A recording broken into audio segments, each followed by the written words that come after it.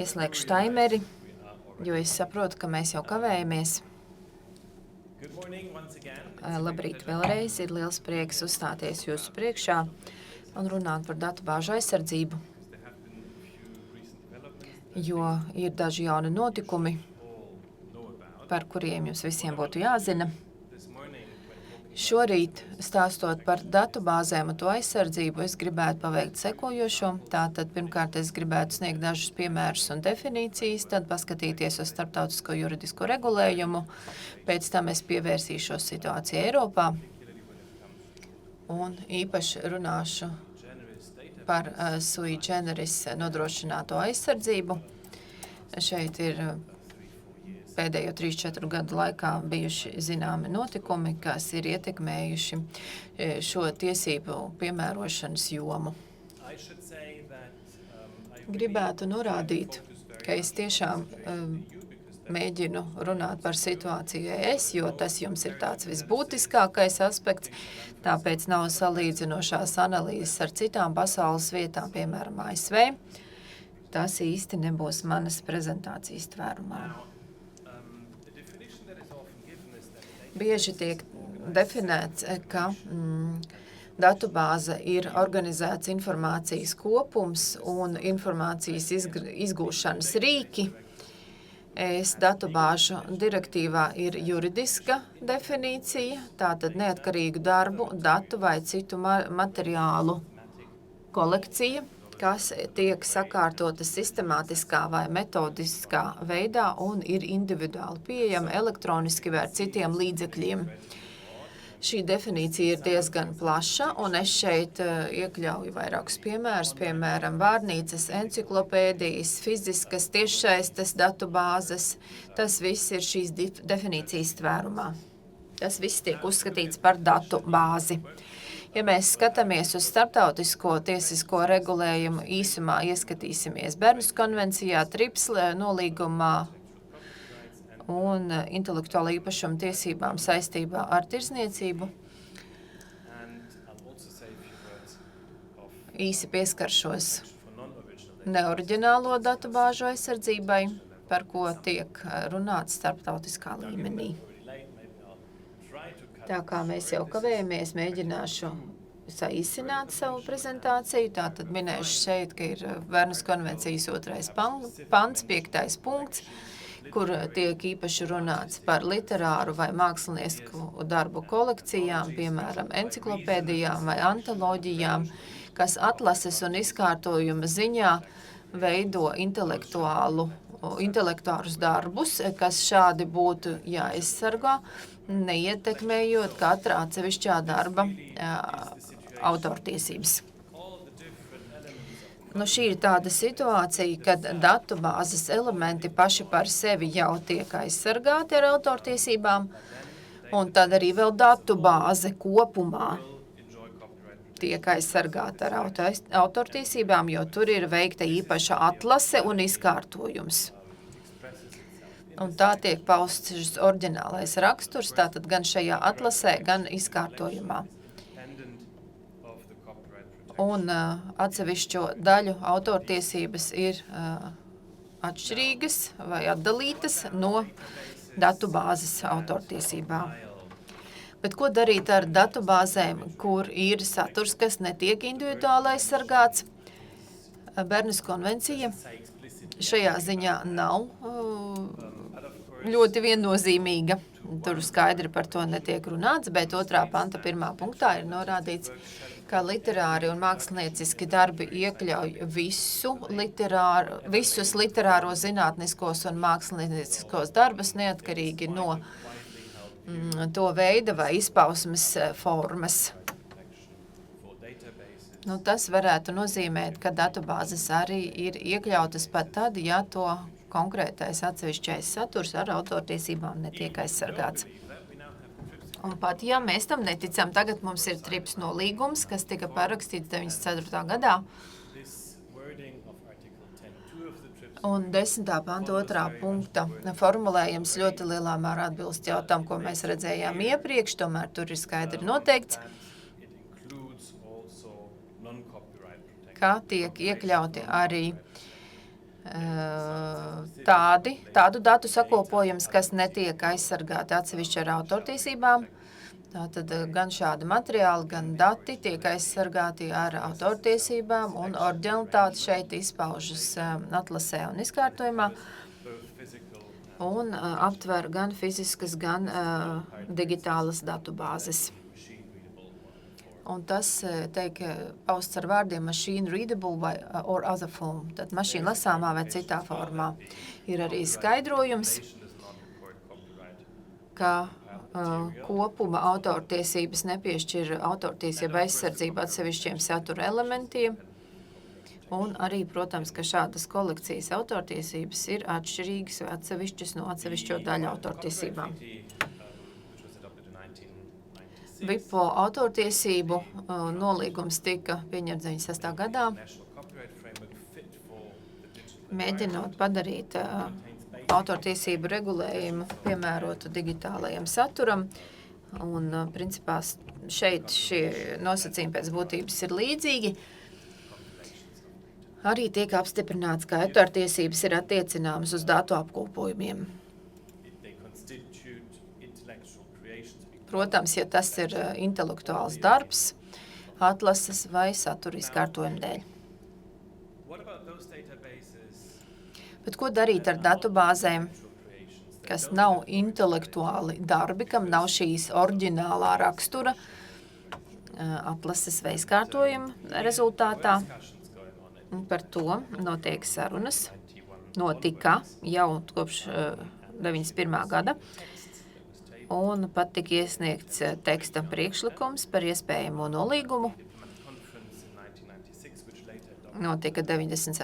gada diplomātiskā konference, kuras laikā tika pieņemts arī iepriekš minētais tiesību akts, arī attiecībā uz fonogrammām, bet viņiem beidzās laiks, viņi vienkārši šo te priekšlikumu vairs neizskatīja.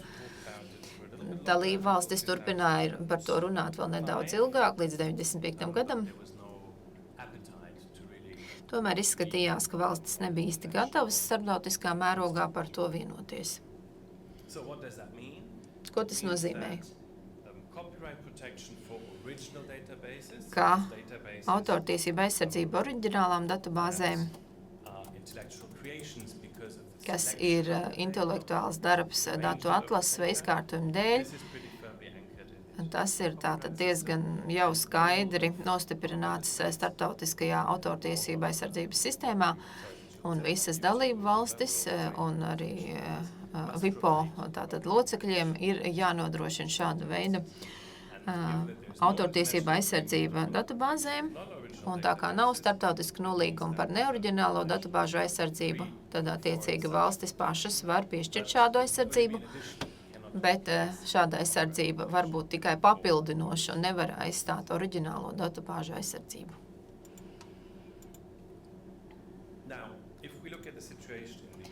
Tagad paskatīsimies situāciju ES. Mums ir direktīva 96/9/EK, kas ir datubāžu direktīva, nosaka divkāršu režīmu. Pirmkārt, autortiesība aizsardzība oriģinālām datubāzēm un sui generis tiesības neoriģinālām datubāzēm. Mēs ātri apskatīsim abus šos variantus. Izlaidīšu dažus slaidus. Šie ir konkrētie panti attiecībā uz autortiesību aizsardzību. Te nekas tāds īpaši pārsteidzoši nav. Tur ir norādīts, ka šādas oriģinālās datubāzes tiek aizsargātas. Ir arī nosacījumi par to, kas ir uzskatāms par autoru.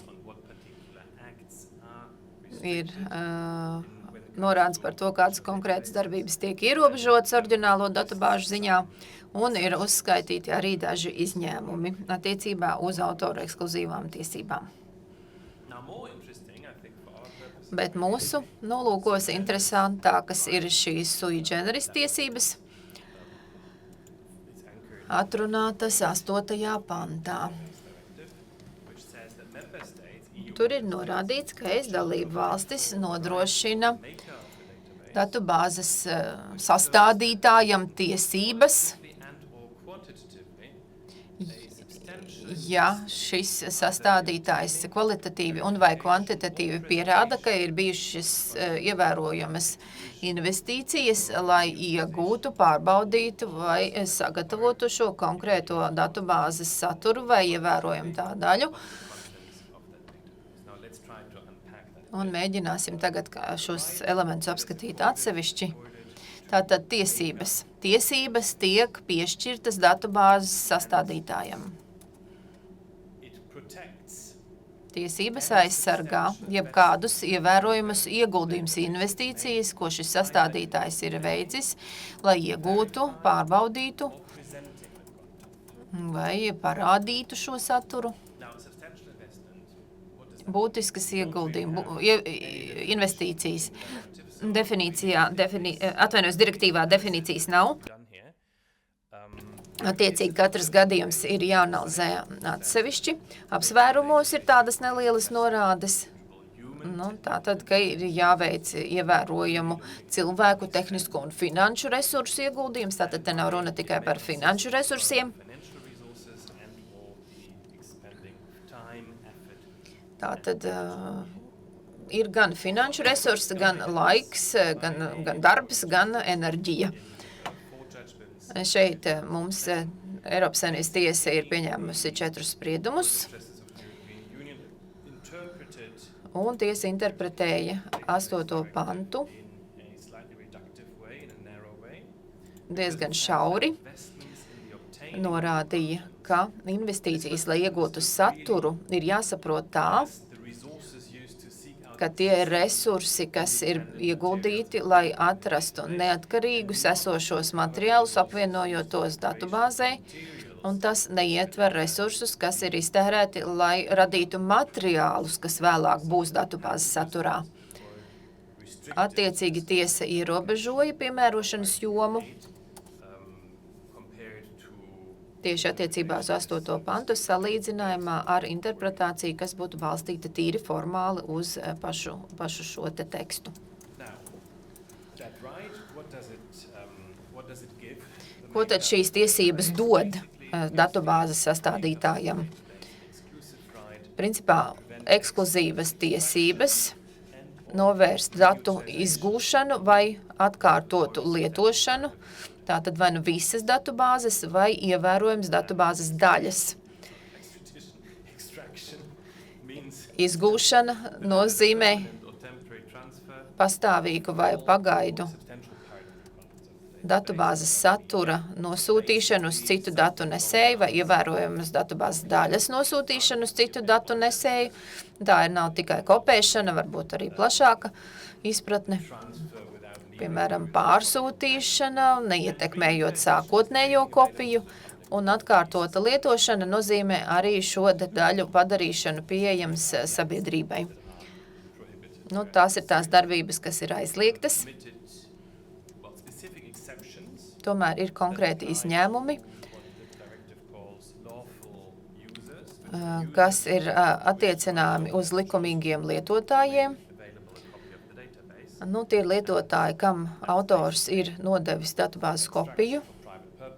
Tad viņi drīkst izmantot personīgiem nolūkiem, arī mācību un zinātniskās pētniecības nolūkiem, un var arī atkārtot izmantot sabiedrības drošības, aizsardzības vai administratīvo tiesu procesu veikšanai.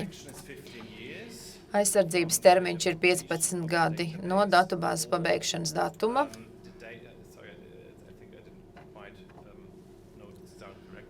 Man liekas, ka varbūt pirmā punktā es neesmu pareizi norādījis. Tātad vai nu no datubāzes pabeigšanas datuma, vai nu no datuma, kad datubāze ir darīta publiski pieejama, ja tas notiek pirmo 15 gadu laikā. Bet katru reizi, kad datubāzes sastādītājs ievērojami atjaunina datubāzi, groza, saīsina un tā tālāk, atkal tiek atsākta šī 15 gadu aizsardzības atskaite attiecībā uz grozīto datubāzi. Principā tas nozīmē, ka aizsardzība var būt mūžīga, ja investīcijas joprojām tiek veiktas šajā datubāzē. Kāpēc mums ir šādas tiesības? Tas ir jautājums, ko daudzi pētnieki īsti nevar atbildēt. tomēr šo tiesību piešķiršanas pamatā, vismaz kā tas ir norādīts datubāžu direktīvas apsvērumos, ir, ka bija tāda sajūta, ka mums ir jāizsargā datubāžu sastādītāji no viņu darba rezultātu neatbilstošas izmantošanas, pat tad, ja viņiem nav šīs autora tiesības. Pat, ja viņi varbūt nav radījuši šo intelektuālo darbu, pateicoties satura atlasei vai izkārtojumam, ir skaidrs, ka šis lēmums tika pieņemts arī, lai sekmētu Eiropas datubāžu sastādītāju konkurētspēju, jo tie bija paši informācijas sabiedrības pirmsākumi, un šķita varbūt, ka tas palīdzēs Eiropas spēlētājiem būt šo attīstības notikumu avangardā un tā tālāk. Jāsaka, ka pēdējo 25 gadu laikā pret šo direktīvu ir vērsta liela kritika, īpaši attiecībā uz sui generis tiesībām, un kritiķi galvenokārt norāda, ka ir liels pārmērīgas aizsardzības risks. Šīs būtiskās investīcijas, šis kritērijs nav objektīvs. Un divi pētnieki ir norādījuši, es gribēju šo citātu parādīt, ka aizsardzības slieksnis nav caurskatāms iespējamam lietotājam, jo kā datubāžu lietotājs es nezinu, vai datubāzes sastādītājs vispār ir kaut ko ieguldījis vai nav, un cik liels šīs investīcijas ir bijušas. Šīs investīcijas ir gandrīz neiespējami pārbaudīt un pierādīt, un iznākums nav tāds pats, izmantojot tādu pašu datu kopu. Varbūt divas datubāzes ar tieši tādu pašu saturu un varbūt aizsargātas, ja ir ievērojami ieguldījumi, vai arī var nebūt aizsargātas, ja šo ieguldījumu nav. Šis ir būtisko investīciju kritērijs. Tad arī tiek teikts, ka izņēmumi ir pārāk maz, tie ir pārāk stingri, ka varbūt Eiropas Savienībai vispār nevajadzētu to visu piemērot, un šīm prasībām var atteikties arī vienojoties par to līgumā. Un īsti nav skaidrs, kas notiek ar sui generis tiesībām un konkurences tiesībām. Jo, principā, direktīvā ir norādīts, ka konkurences tiesības paliek piemērojams, un varbūt situācijas, kad datubāzes direktīvas aizsardzība netiek nodrošināta, bet ejot pa konkurences tiesību aizmuguras durvīm, tad šādas tiesības tiek aizsargātas. Attiecīgi, varbūt, ka tas nav īsti taisnīgs rezultāts visos gadījumos. Eiropas komisija izvērtēja šo direktīvu jau divas reizes, 2005. un 2018. gadā, un neatrada nekādus pierādījumus par to, ka sui generis tiesībām būtu kāda ekonomiska ietekme, un rekomendēja saglabāt esošo situāciju. Tā tas bija līdz 2019. gadam, bet kopš 19. gada mums ir bijuši vairāki notikumi, par kuriem es pastāstīšu. Un, ja mums paveiksies, es pat nepārtērēšu laiku. Tātad šie notikumi ir mainījuši direktīvas piemērošanas jomu, jo īpaši saistībā ar sui generis tiesībām. Tagad paskatīsimies sīkāk. Pirmkārt, direktīvas par autortiesībām digitālo vienoto tirgu pieņemšana. Šeit dalībvalstīm ir pienākums izveidot izņēmumus un ierobežojumus, kas ir piemēroti digitālajam pārobežu videi, un tas attiecas arī uz datubāžu aizsardzības tiesībām, piemēram, datizraces un tekstu izraces, darbības zinātniskiem mērķiem. Tas ļauj lielā mērogā vākt automatizēt informāciju, lai redzētu iespējamās saiknes, lai gūtu jaunas zināšanas un redzētu tendences. Un, ja tas tiek veikts zinātniskās pētniecības nolūkos, tas tiek atļauts. Tātad zinātniskās pētniecības organizācijas un kultūras mantojuma organizācijas var izmantot datus no šādām datubāzēm atbilstoši 3. pantam. 4. pantā vēl viens datizraces izņēmums, šajā gadījumā tas ir vispārējais izņēmums. Attiecīgi, šo var izmantot jebkādiem mērķiem, ne tikai zinātniskās pētniecības mērķiem, tomēr tiesību turētājs var atteikties no šī panta piemērošanas. Kā tas īsti ir praktiski izdarāms, tas īsti vēl nav skaidrs, par to tiek runāts. 5. pants. Vēl viens izņēmums lietošanai digitālās un pārobežu mācību darbībās. Un 6. pants, lai saglabātu kultūras mantojumu. Tātad ar šo direktīvu tika izveidoti 4 papildu izņēmumi sui generis tiesībām, kas vēl vairāk ierobežoja piemērošanas jomu. Un tagad mēs atgriežamies pie lietas, ko Zani jau minēja, CV online pret Melons, CV online. Kā jūs zinat, jau tika uzdots prejudiciāls jautājums, un lapu jau jūs redzējāt. Tātad CV online pilnībā izstrādāta, regulāri atjaunināja šo datubāzi ar vakancēm. Katrā lapā bija arī neredzams metateksts par darba vietas nosaukumu, darba vietu, publikācijas datumu un tam līdzīgi.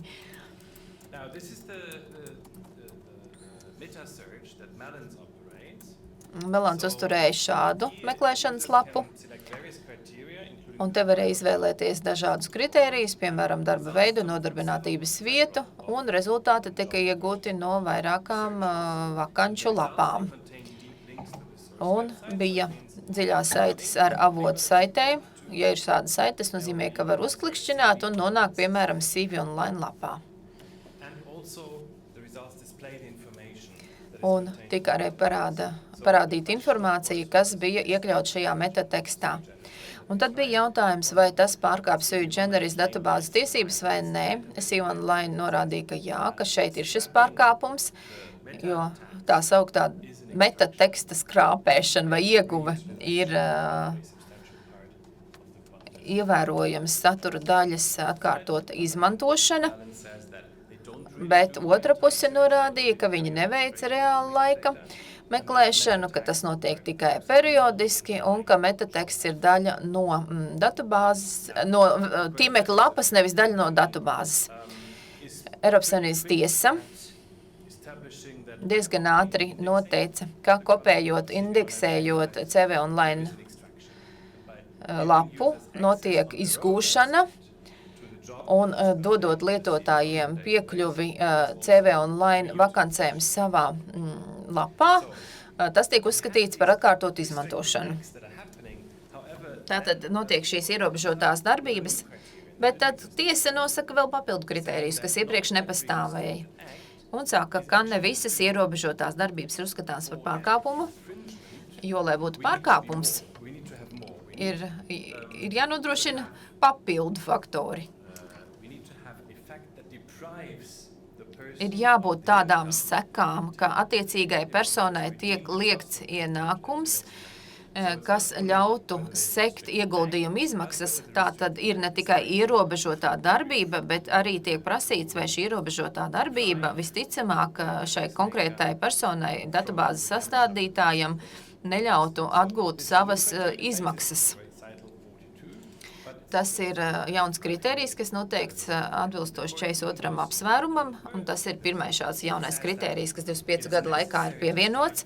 Tiesa ir norādījusi, ka ir jāpanāk taisnīgs līdzsvars starp datubāžu sastādītāju leģitīmām interesēm, tātad, lai viņi varētu atgūt savas ievērumās investīcijas, bet no otras puses mums ir lietotāji un konkurenti, kam ir jānodrošina piekļuvi informācijai šajās datubāzēs, un jāspēj radīt novatoriskus produktus, balstoties uz šo informāciju. Tātad šis ir tāds atkal jauns notikums. Mēs skatām ne tikai tiesību turētāju tiesības, bet iekļaujam arī tādas plašākas sabiedrības intereses. Un kā mēs varam panākt šo taisnīgo līdzsvaru? Mums ir jālīdzsvaro risks, kāds ir datubāžu sastādītājiem attiecībā uz to, ka viņiem neizdosies panākt, ka viņu ieguldījumu atmaksājas pret tādu pozitīvu iznākumu sabiedrībai kopumā. Protams, ka tiesa neizlem lietu, bet tiesa norādīja, ka ir pievienotā vērtība šīm te agregātoru lapām. Jo agregātoru lapas ļauj labāk strukturēt informāciju internetā, ļauj efektīvāk meklēt un attiecīgi sekmē konkurences pārredzamības nodrošināšanu attiecībās piedāvājumiem un cenām. Tātad agregātori ir labie puiši, bet tagad piemērojiet kritērijus Rīgā. Un es īsti nezinu, ko tiesa Latvijā izlēma šajā lietā. Kāds bija iznākums, piemērojot šos kritērijus. Tika konstatēts, ka nav pārkāpuma. Jā, tas ir ļoti interesanti, jo Zviedrijā 22. gadā arī bija lieta par stāvvietu lietotnēm. Jūs jau noteikti zināt, kas tās par lietotnēm. Tās arī ir šīs agregātoru vietnes, kas apvieno rezultātus no dažādām lietotnēm. Teiksim, ka šo lietotni jūs varat nolikt mašīnu stāvēšanai lētāk nekā ar citu. Un tiesā Zviedrijā tika atklāts pārkāpums vai tika konstatēts pārkāpums. Ar to es tikai gribu teikt, ka Eiropas Savienības tiesas noteikti kritēriji ir pietiekami plaši, lai panāktu taisnīgu risinājumu atkarībā no apstākļiem. Un pēdējais elements, varbūt kā kopsavilkumu varētu teikt, ka šo jauno kritēriju ieviešana vēl vairāk ierobežo sui generis datubāžu aizsardzības tiesību piemērošanas jomu, jo tagad mums ir jānoskaidro ne tikai vai notiek šī ierobežotā darbība, bet vai arī tas rada risku, ka ievērojamās investīcijas neatmaksāsies, tātad jā vai nē, un novērtēšanas laikā mums ir jāņem vērā arī sabiedrības intereses. Un trešais elements, kas vēl vairāk ierobežo darbības jomu, ir ES datu stratēģija. Kopš 19. gada ir pieņemti šie 3 instrumenti, atvērto datu direktīva, kas padara publiskā sektora un publiski finansētos datus atkārtot izmantojamas. Tad mums ir datu pārvaldības akts no 22. gada, kas palielina uzticību brīvprātīgiem datu kopīgošanas mehānismiem. Tad ir datu akts no 23. gada, kur noteikts, kas var izmantot kādus datus un atbilstoši kādiem nosacījumiem. Es sīki šos instrumentus neizskatīšu, jo es viņus varbūt pilnībā neizprotu, bet šī ir tikai tāda kopsavilkuma informācija. Un katrs no šiem instrumentiem, un te es detaļām nepieskaršos, bet svarīgi norādīt, ka katrs no šiem instrumentiem radīja zināmu konfliktu starp to, ko instruments mēģināja panākt, un šo sui generis datubāzu aizsardzības tiesībām. Piemēram, tiek teikts, ka datubāžu tiesības nevar izmantot publiskās sektora iestādes, lai novērstu dokumentu atkārtotu izmantošanu. Piemēram, līdzīgas formulējums ir datu pārvaldības aktā un datu aktā. 43. pantā ir norādīts, ka direktīvas 969 EK 7. pantā paredzētā sui generis tiesības nav piemērojamas, kad dati tiek iegūti no savienota produkta vai ģenerēti no savienota produkta, kas principā ir internets. Attiecīgi liela iepriekšējās piemērošanas daļas joma vai piemērošanas jomas daļa atvainojos tiek izslēgta. Ko mēs varam secināt? Ka kopš 2019. Gada ir mainījusies esošā realitāte. 96. gadā datubāžu sastādītājiem, neoriģinālo datubāžu sastādītājiem tika piešķirtas sui generis tiesības, un tad to uzskatīja arī par veidu, kā sekmēt Eiropas Savienības konkurētspēju, salīdzinājumā ar citām valstīm, kur bija labvēlīgāka attieksme pret datubāžu sastādītājiem, un tika uzskatīts, ka datubāzes ir informācijas sabiedrības pamatā. Un tagad šī pieeja ir mainījusies. Un te ir vēl viens citāts. Pašreizējā datu pārvaldības ainava ir daudz sarežģītāka nekā tā, kāda pastāvēja laikā, kad tika noteiktas datubāžu sastādītāju tiesības. Un tajā laikā pieņemtie pieņēmumi vairs nav spēkā mūsdienu apstākļos, kad vide vai ekonomiskie procesi ļauj radīt konkrētu ieguvumu. Un tas man arī atgādina par esošo tendenci attiecībā uz starpnieku atbildību, uz pārkāpumiem, piemēram, mitināšana, tā sauktās drošās ostas nosacījumi un tā tālāk.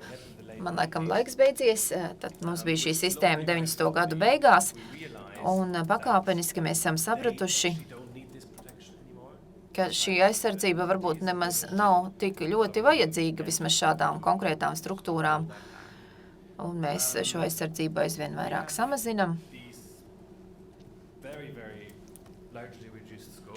Mums ir ievērojami samazināta sui generis piemērošanas joma. Protams, var vaicāt. Un tas nav mans jautājums, tas ir kāds pētnieka jautājums, ko mēs redzam šeit ekrānā. Tad man liekas, ka ir pienācis īstais brīdis prasīt, cik liela vēl ir šī sui generis piemērošanas joma, un vai šī atlikušā joma ir tā vērta, lai mēs saglabātu šo lielo neskaidrību, kas ir saistīta ar šādu tiesību aizsardzību. Varbūt tas ir jautājums, ko es gribētu uzdot jums, lai gan mums vairs nav laika diskusijai, bet varbūt, ka jums ir atbilde. Kādam ir atbilde uz šo jautājumu. Līdz ar to paldies par jūsu uzmanību.